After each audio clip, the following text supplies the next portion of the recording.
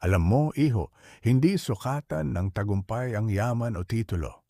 Ang totoong sukatan, kung ilang beses kang bumangon kahit ilang ulit kang nadapa.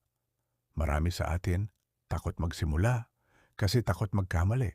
Pero tandaan mo, ang pagkakamali parte ng paglalakbay.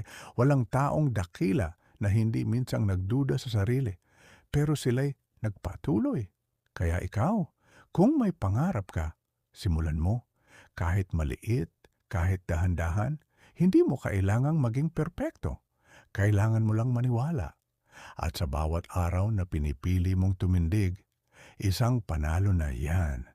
Kaya, anak, huwag mong sukuan ang sarili mo. Ang potensyal mo, mas malaki pa sa iniisip mo. Kung muli mong kakailanganin ng payo, baka hindi mo na ako ulit makita kung palalampasin mo ito. Kaya mag-follow at mag-subscribe ka na para muli kang mapalakas ni Lolo Payo.